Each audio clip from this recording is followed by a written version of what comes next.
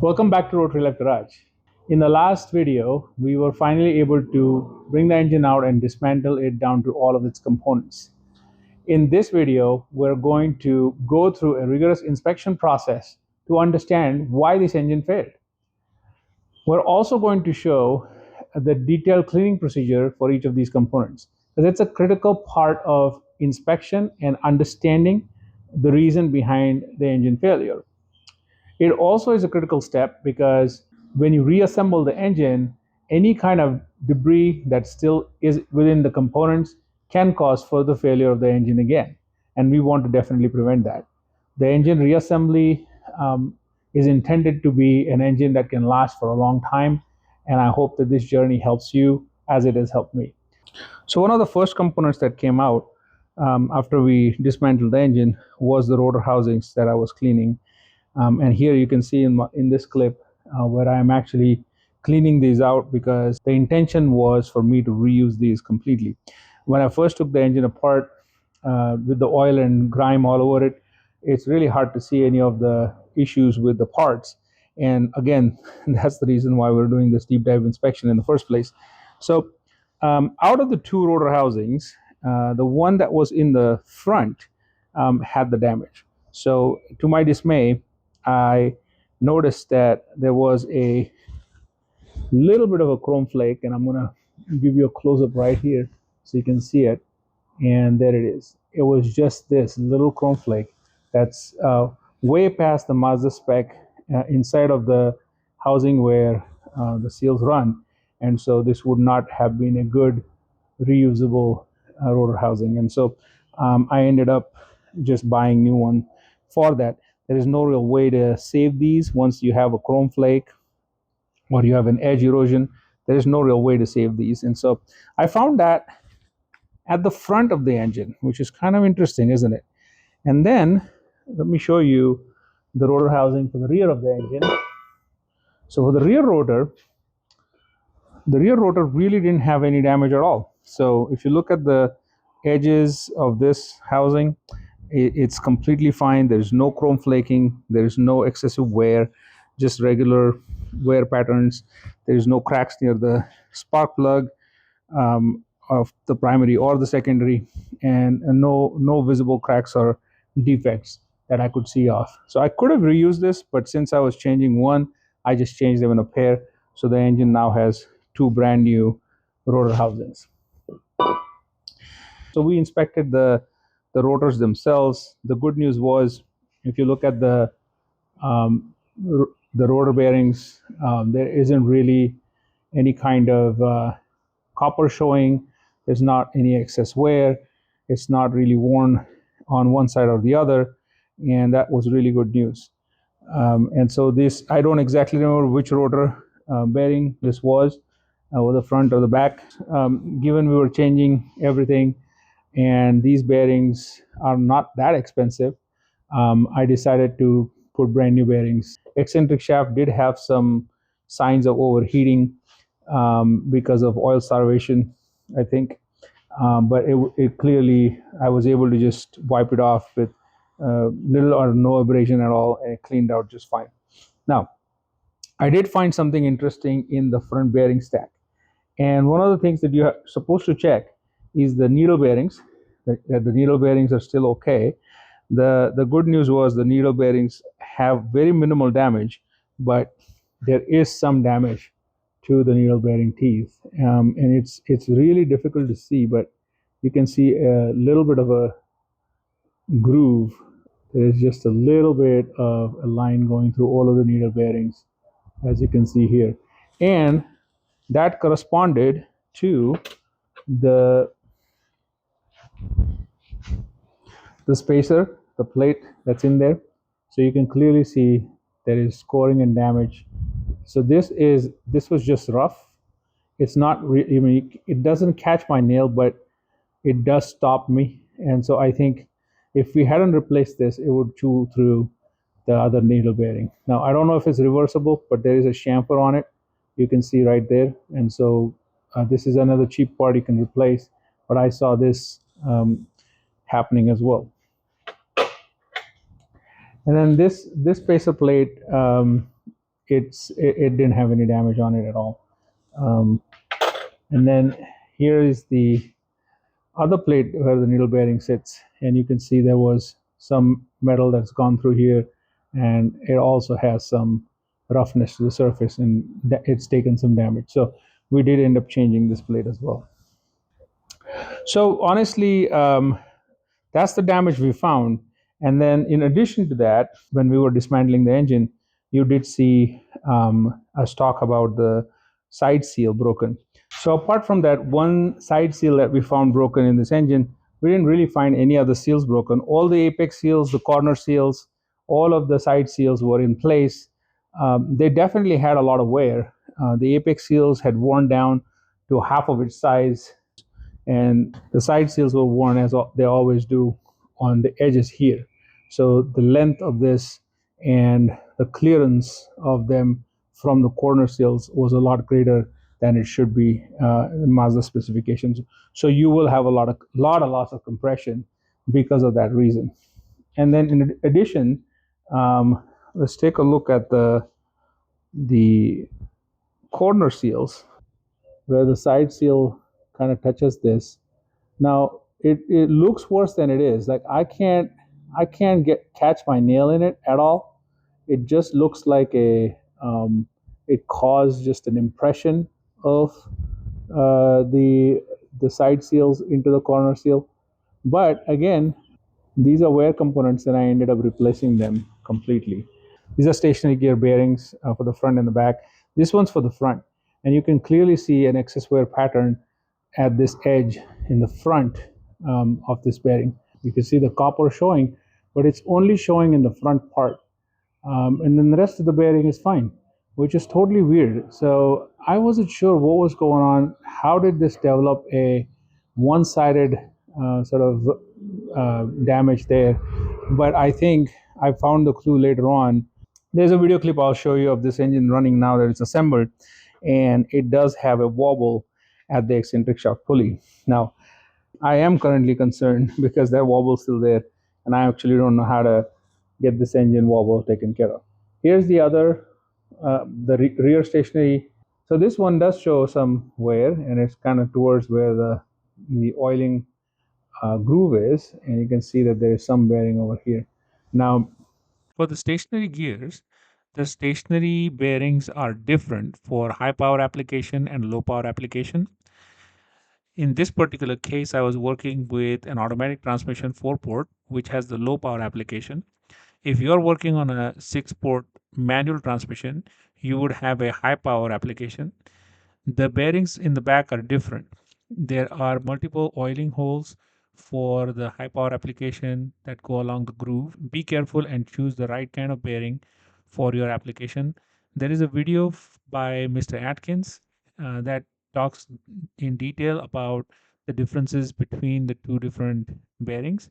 I highly recommend watching that video. I'll link that video down below in the description so you can find it easily.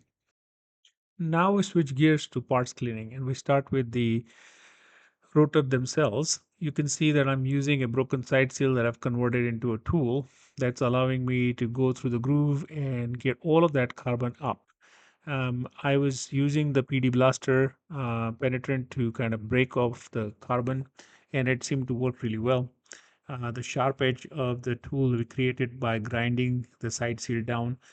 One of the things that can be frustrating with the cleaning is that you just going to spend a lot of time cleaning the components and parts. 90% of the work for rebuilding is just cleaning. If you're not patient with cleaning, you can just go and buy all new parts. But there are other challenges with buying new parts. And the rotors and the eccentric shaft, they all come as a set and they're balanced. If you go out there and try to get a eBay set of rotors or a mismatched set of rotors, you're going to regret that decision. So please be careful. If you have your rotors as well as your eccentric shaft in good shape, it's best to use the same rotors and eccentric shaft together as they're already pre-balanced from factory. Now here, what I'm trying to do is to clean all of the carbon from the compression surfaces of the rotors. This is a little bit less daunting because the compression side of the rotors can take a significant amount of scrubbing, and you're not going to easily damage that. Just be careful doing this, because if during the process you end up dropping the rotors down onto the ground, you will damage the corner clearances for the grooves, and you would potentially lose the rotor because of damage. So just be very careful when you're doing this. Stay close to the table, keep stuff on good surfaces. You can see I have a solvent bath there, that I have things on a tray, and I'm not lifting that too far away from the surface. I am carefully putting that down. I also had those scrubbing pads underneath, so that any of the critical features of the rotors do not get damaged during the cleaning process. The one other reason that you want to do a good job with cleaning the compression surfaces of the rotor is because you are going to see a code on the rotors. Now, if you accidentally forgot which rotor goes where, the other critical aspect of this is to remember that the front and the rear rotors are not interchangeable. They are specific to the front rotor and the rear rotor. The rear rotor is labeled as R, and the front rotor is labeled as F. Now moving on to the E shaft, let's analyze the E shaft to see what kind of damage we see. To the left of the E shaft, where the long part of the E shaft is, that's the front end of the engine. And to the right of the screen is the rear end of the engine. So the rotor is going to be on that front right there. And you can see some amount of high temperature discoloration on the E shaft, indicating some amount of lubrication failure. However, feeling the surfaces, looks like there's no scoring, which is good news. So rest of it can be easily cleaned. So that's good news, really. Now, one of the critical steps for doing the cleanup here is to open up the oiling ports that are on the E-shaft. There are two of them. There is a little screw that sits in there with a ball and a spring, and requires good oil pressure to activate the valve. We'll take a flathead screwdriver, and we're going to carefully open this. We don't want to mess the heads up, and it really doesn't take a lot of effort to get out. Just be careful. There's a small spring in there with a ball, so it's a ball valve that allows oil to lubricate the insides of the rotor bearings. Again, this is just for the rotor bearings, front and rear rotor. Get the spring out carefully. Now, if it's hard to get the spring out, use a screwdriver with a magnetic tip or a magnet itself to get it out. And here's a closer look at the nozzle. It's nice and clean now, and the spring sits inside of that hole in the nozzle like that. And then the ball sits on top of the spring. So that assembly is going to go in that way. Now, moving our attention to the front housing of the engine. I see a lot of questions on the forum about this particular plate. It's held down by 5 of these Phillips head screws. This is covering a reservoir that feeds your oil metering pump. And there are very small channel openings underneath the reservoir base that feed fresh oil into the oil metering pump system via channels that are already casted into this front housing.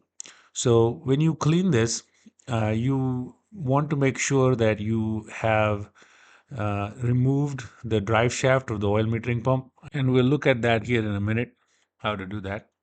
When you lift this out, you'll see that there is a gasket there. I wasn't able to find a replacement gasket. I wasn't actually planning on doing this. And so the way I put it back together was I cleaned it thoroughly and put it back together, just making sure it's aligned very well with the holes.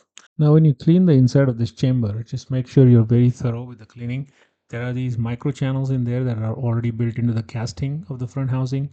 That's where the oil travels through these small holes. And so just make sure that you clean those thoroughly before you put everything back together.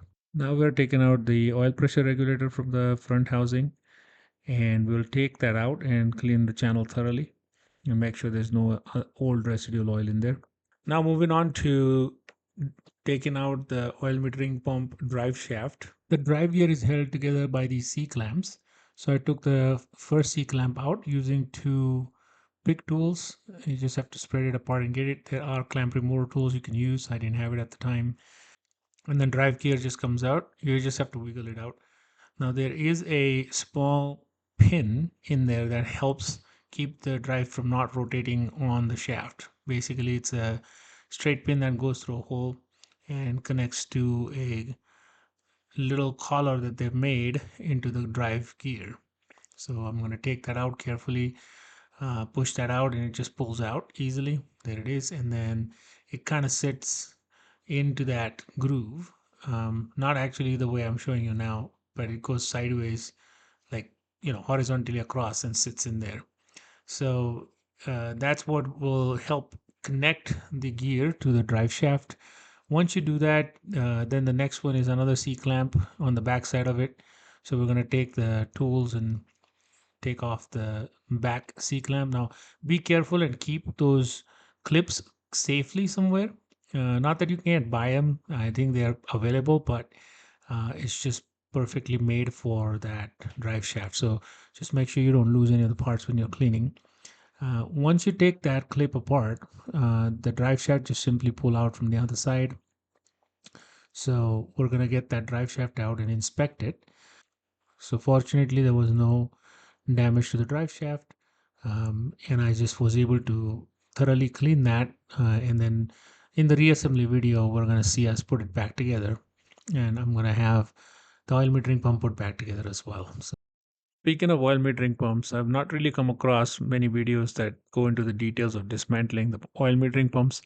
Now, I'm going to make a separate video for the oil metering pump because I think there's a lot more to it. So this top plate that comes out has two pins with springs on it, and take a note of that O-ring. That's a special shaped O-ring. I did not remove that because I did not have a replacement. I left it adhered to that metal plate. Remove these two pin pistons. I believe that's what they are. One is a thinner pin on the right side, and one is a thicker pin on the left side with a spring. So took those out, and then essentially, if you actuate those, oil pumps out of those ports on the right side. Those ports are where the oil metering line connects. So just using some brake parts cleaner to clean those channels and get any of the junky oil out of those, and then just putting it back together. So that concludes this video where we have gone through most of the components that showed some kind of a wear and contributed to the final failure of this engine.